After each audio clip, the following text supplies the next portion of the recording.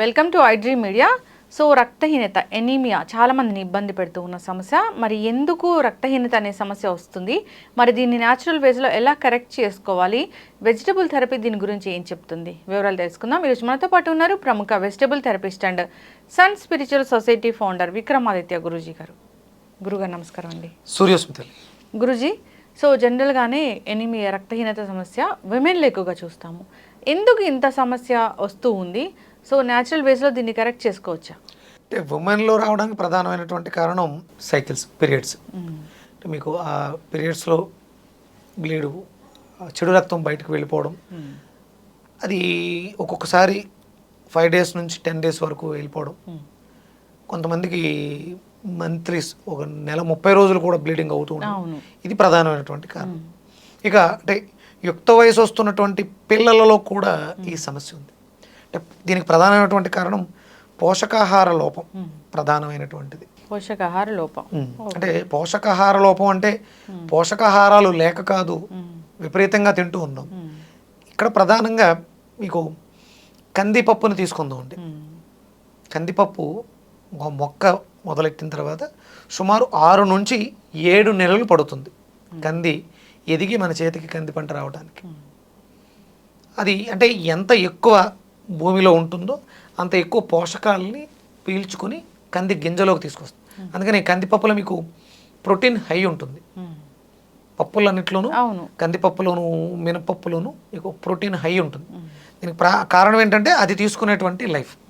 ఇప్పుడు అలాగే మనకి ప్రోటీన్ బాగుండేటువంటివి కోళ్ళు తీసుకుందాం, బాయిలర్ కోళ్ళు. ఇది వరకు అంటే ఒక మీరు నాటుకోడి, దేశవాళీ కోడి, అది ఎదిగి గుడ్లు పెట్టడానికి తీసుకునే సమయం సంవత్సరాలు, 1 సంవత్సరం పడుతుంది అది గుడ్లు పెట్టే స్థితికి రావాలండి. ఇప్పుడున్నటువంటి పరిస్థితుల్లో మీకు 45 రోజుల్లో ఒక కోడి కటింగ్కి వచ్చేస్తుంది.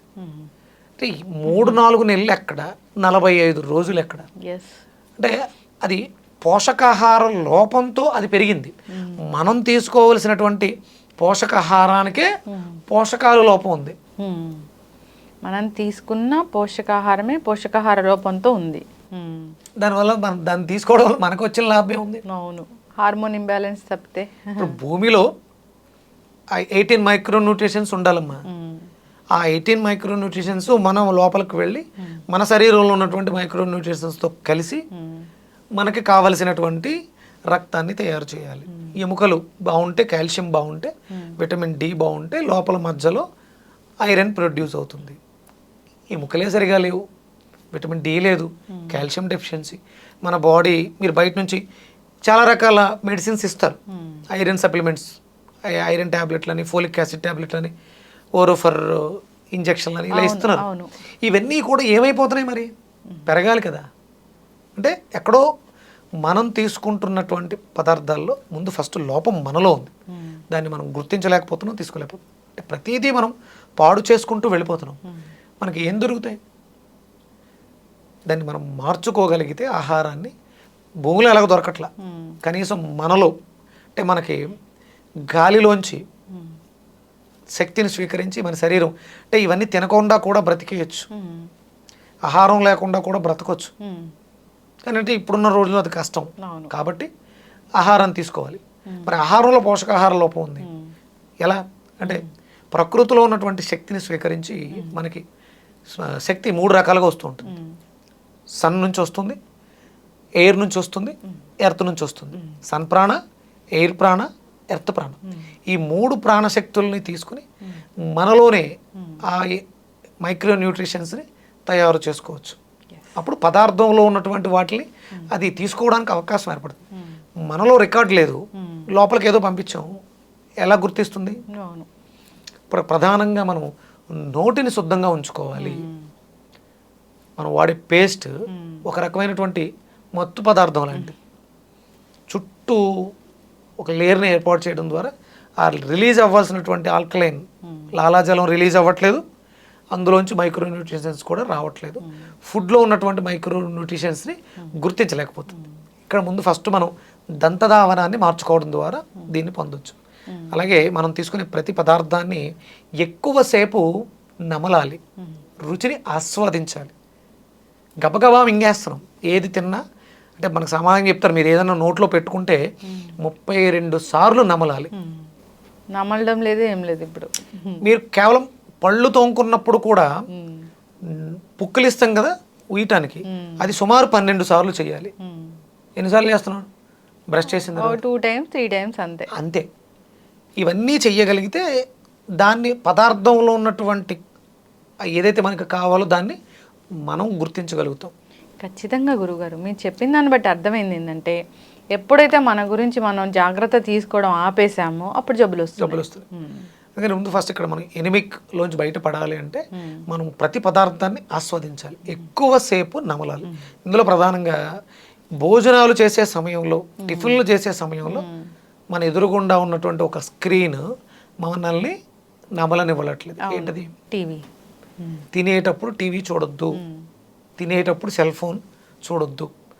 తినడం కోసమే కదా ఇంత శ్రమ పడుతున్నాం. ఆ తిండిని ఆస్వాదించలేకుండా ఫోన్లు మాట్లాడుతాను, పక్క వాళ్ళతో మాట్లాడుతాను, టీవీ చూస్తాను. ఎందుకు? ఇవన్నీ పక్కన పెట్టి అన్నం పరబ్రహ్మ స్వరూపంగా ఎవరైతే తృప్తిగా నమిలి భోజనం చేస్తారో వాళ్ళకి ఏ అనారోగ్యమూ రాదు. ప్రధానంగా మనకు వచ్చే ప్రతి అనారోగ్య సమస్యకి quality of blood, quantity of blood, purity of blood, రక్తం శుద్ధిగా లేకపోవడం, సరిపడగా లేకపోవడం, దానికి ఉండాల్సినటువంటి విటమిన్స్, మినరల్స్ లేకపోవడం, ఇది ప్రధానమైనటువంటి. ఇది రావాలంటే మీరు ఆహారాన్ని నోటిలోనే, లోపలికి వెళ్ళిన తర్వాత డస్ట్బిన్ అది ఏమీ పనిచేయదు, బాగా నమలాలి, నమిలి తినాలి. మీరు చిన్నపిల్లల్ని ఎప్పుడన్నా గమనించారో లేదో, ఒక ముద్ద పెడితే వాళ్ళు బొగ్గను పెట్టుకుంటారు, తినరు. మీరు కొడతారు, త్వరగా తిను మింగు అని. వాడికి తెలుసు అన్నం ఎలా తినాలి. ఎదిగే కొద్దీ మనం పెట్టే కంగారుతో వాడు దాన్ని మర్చిపోతున్నాడు. నోట్లోనే ఎక్కువసేపు దాన్ని బాగా మెత్తగా జీర్ణం అయిపోయేలా నవలాలి. అప్పుడు అందులో ఉన్న ఎంజైమ్స్ అన్నింటినీ నోరే తీసుకుని ఆ ఆర్గాన్స్కి పంపిస్తూ ఉంటుంది, అవి యాక్టివ్ చేస్తూ.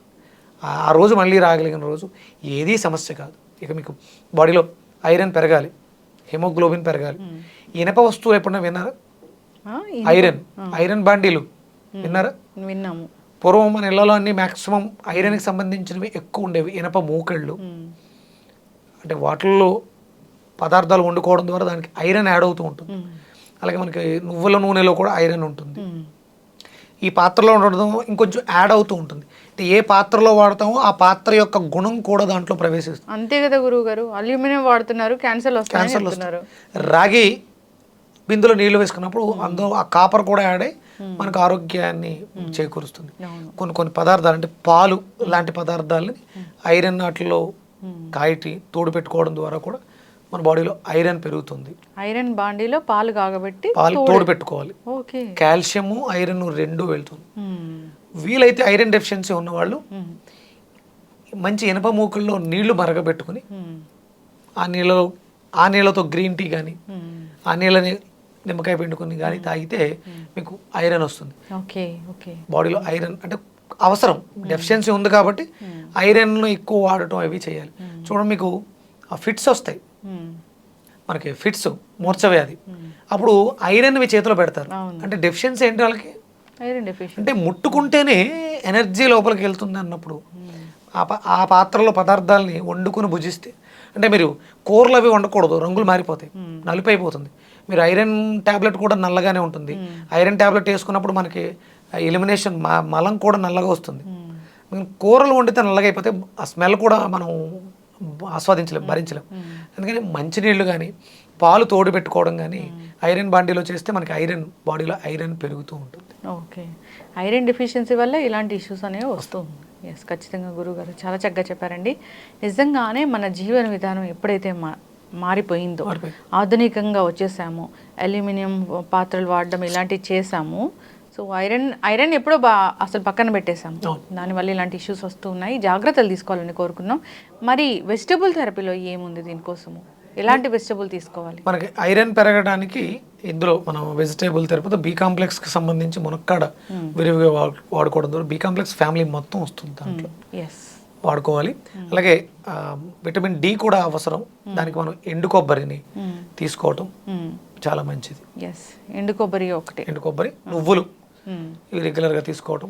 ఎండు కొబ్బరి, నువ్వులు, ఖర్జూరం కలిపి ఉండల్లా చేసుకుని తినడం. అలాగే మునక్కాడని విరివిగా వాడటం, అలాగే మునగాకు కూడా చాలా మంచిది. మునగాకు కారపొడి ఇలా చేసుకోవడం కూడా మంచిది. ఎస్, ఖచ్చితంగా గురూజీ. సో వెజిటబుల్ థెరపీలో దీనికి చక్కటి పరిష్కారమే ఉంది. ఈ కోకోనట్ని విరివిగా తీసుకోవాలి, కొబ్బరిని తీసుకోవాలి, ఎండు కొబ్బరిని. సో అంతేకాకుండా ఈ మనం ఏదైతే యూస్ చేస్తామో పాత్రలు వాటిని కూడా మార్చాలి. కంపల్సరీ. సో అల్యూమినియం అసలు వాడకూడదు. సో ఈ జాగ్రత్తలు తీసుకోవాలని కోరుకుందాం గురుగారు. ధన్యవాదాలు. సూర్యస్మృతులు.